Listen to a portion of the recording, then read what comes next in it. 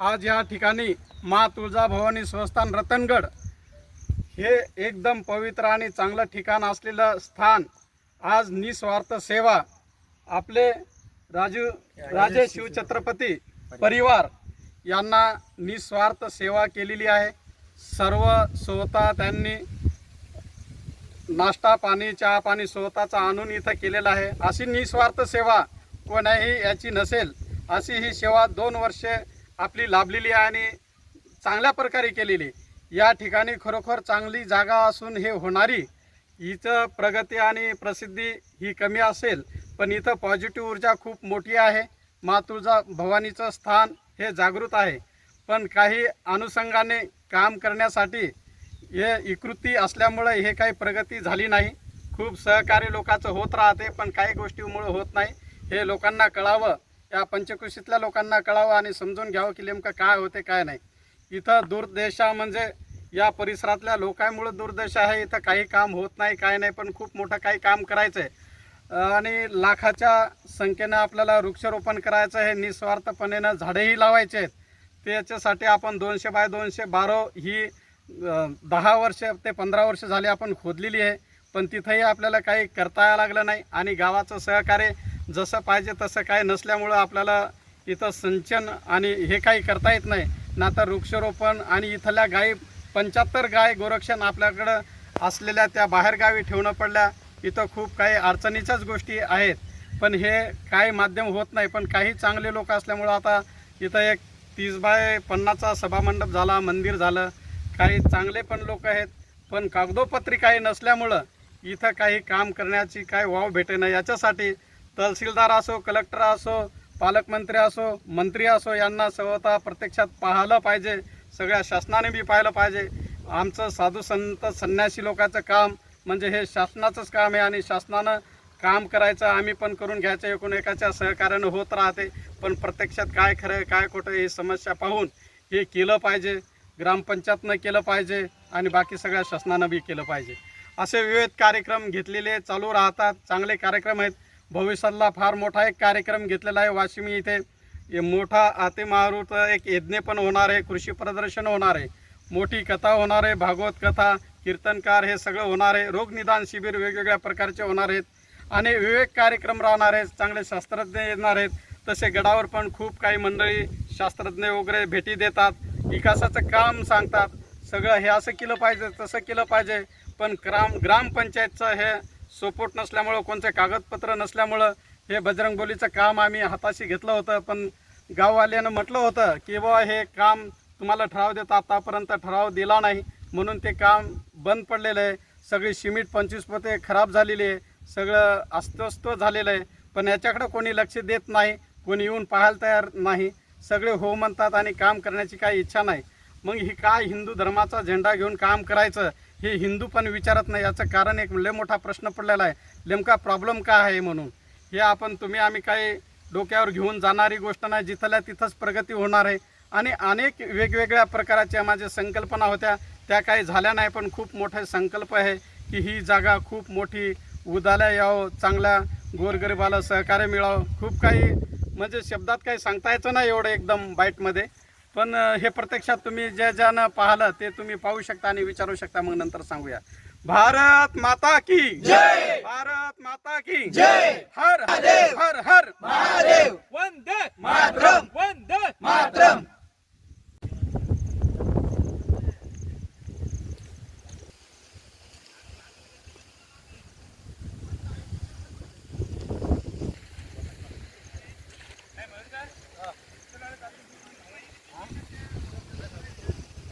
झाड आहे नाही, आम्ही मोठे झाड आणलेच नाही ना, म्हणजे गोड पिंपळ वगैरे आणलेच नाही। म्हणजे आपल्या स्वतःशीच हे आंबे झाड आहे, आंब्याचं वगैरे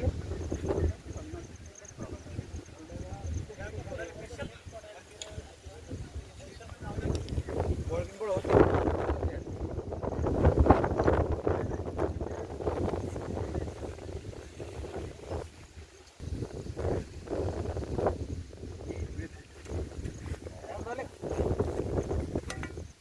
जय शिवराय।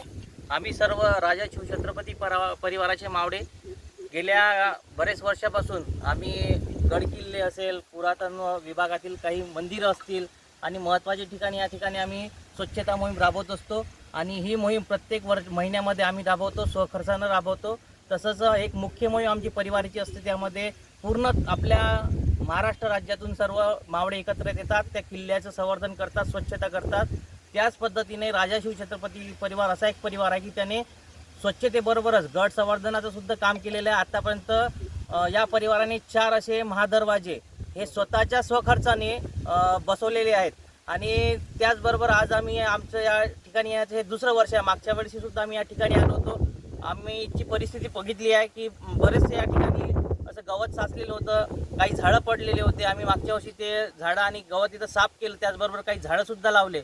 आणि यावर्षी या ठिकाणी आलो तर आम्हाला इथं थोडंसं आणखी परिवर्तन दिसलं की मागच्या वर्षी जेवढं आम्हाला काम होतं यावर्षी कमी काम आहे. आणि मागच्या वर्षी जे झाडं लावले होते आम्ही, आजही ते झाडं साबूत आहे. परंतु मागच्या वर्षी या ठिकाणी आलो तसाच यावर्षी आलो तर त्या मागच्या वर्षी आणि यावर्षीचा विकास या ठिकाणी झालेला असा काही दिसत नाही, फारसा दिसत नाही. कारण की आम्ही या ठिकाणी मागच्या वर्षी सुद्धा हे बजरंग पोलीस एक या ठिकाणी मूर्त पडलेली आहे. आम्ही महाराजांना तेव्हा म्हटलं की इथं काहीतरी मंदिर लागेल, परंतु महाराजांनी सांगितलं की आमची तर पूर्ण 100% तयारी आहे. परंतु हे जे क्षेत्र आहे, हे जे ठिकाण आहे, हे यासाठी ठराव लागतात. जिथं गाववाले असेल त्याचा ग्रामपंचायतचा ठराव लागतो, परंतु ते देत नसल्यामुळे आपण इथं कोणत्याही प्रकारचं जे सुविधा आहे किंवा मंदिर बांधू शकत नाही.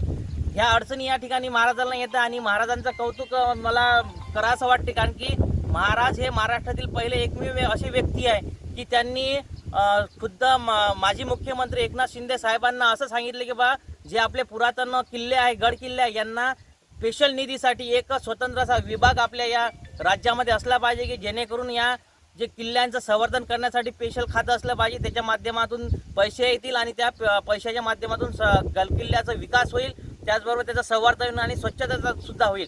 आम्ही मागच्या वेळेस सुद्धा या ठिकाणी आलो तर गोपाल महाराज बाबांनी आम्हाला चांगलं मार्गदर्शन केलं. आणि यावर्षी सुद्धा आम्ही त्यांना फोन लावला की आम्हाला स्वच्छता मोहीम ठेवायची आहे, तर त्यांनी आम्हाला आवर्जून या ठिकाणी बोलवलं. त्यामुळे मी बाबांचं जेवढं म्हणजे आभार मानणं तेवढं कमी आहे. आणि बाबा जरी आपण म्हणतो की बा एका धर्माला धरून आहे, परंतु बाबा धर्माबरोबरच गड किल्ल्यांचं सुद्धा त्यांना महत्त्व आहे. आणि महाराष्ट्रातील एकमेव असे जे बाबा आहे की त्यांनी गड किल्ल्यासाठी काहीतरी केलं पाहिजे. स्वतः खुद्द त्यांनी माजी मुख्यमंत्री असलेले एकनाथराव शिंदे यांना त्यांनी स्वतः सांगितलं. आणि त्याबद्दल महाराजांचा खूप मोठा सत्कार सुद्धा एकनाथ शिंदे साहेबांनी केलेला आहे. त्यामुळे आम्हाला वाटत होतं की फक्त आम्हीच आहे की बा गड किल्ल्यांसाठी राबतो, परंतु आम्हाला जेव्हा यावेळेस या ठिकाणी आलं तेव्हा आम्हाला आमच्या मावळ्यांनी सांगितलं की बाबांनी सुद्धा आपले जे काम आहे ते मुख्यमंत्र्यापर्यंत पोहोचवलेलं आहे. आणि त्यांनी सांगितलं बा गड किल्ल्यांसाठी काहीतरी तुम्ही 100% काही ना काही करा. त्यामुळे हे जे काम आहेत, आमचं जे काम आहे तेच बाबांनी आमचं काम आणखीन सोपं करून दिलेलं आहे. आणि आम्ही या ठिकाणी प्रत्येक वर्षी येऊ आणि या ठिकाणी आमचं काही ना काही हातभार लागो. बाबांचा आशीर्वाद आम्हाला आमच्या पाठीशी राहू, यासाठी आम्ही बाबांचं जेवढे आभार आहे तेवढे मानतो तेवढे कमी आहे. त्यामुळे सर्वच जे महाराष्ट्रातील जे मावळे आहेत, राजा शिवछत्रपती परिवार असेल किंवा दुर्ग संवर्धकवाले असेल, जेवढे मावळे आहे त्या मावळ्याच्या या तुमच्या माध्यमातून सांगतो की बाबांनी सर्वात पहिले आपला जो विषय आहे गड किल्ले संवर्धनाचा हा मुख्यमंत्र्यापर्यंत पोहोचवलेले असे एकमेव बाबा आहे. आणि या ठिकाणी येऊन आम्हाला दरवर्षी आनंद होतो. आम्ही वृक्षारोपण या ठिकाणी करतो. वृक्षारोपण करतच फक्त आम्ही झाड इथं लावून जातो, परंतु त्या झाडाचं जगवण्याचं काम बाबा आणि त्यांचे इथं जे असलेले भक्तगण हे करतात. आम्हाला वाटलं तर इथं आल्यानंतर की बा इथं आपण मागच्या वेळेस झाड लावलं होतं तर ते झाड नसल, परंतु मागच्या लावलेले झाडं त्यांची वाढसुद्धा आणि ते बरोबर त्यांनी व्यवस्थितसुद्धा ठेवलेलं आहे. त्यामुळे या ठिकाणी आलो आणि आम्हाला खूप चांगलं वाटलं. आमच्या कार्यामध्ये यांनी आम्हाला मोलाचं मार्गदर्शन केलं आणि आमच्या कार्यात ते सहभागी सुद्धा आहेत. त्याबद्दल त्यांचं मी आभार मानतो, त्यांचे धन्यवाद मागतो आणि असाच त्यांचा आशीर्वाद आम्हाला लाभो एवढं सांगतो. जय शिवराय.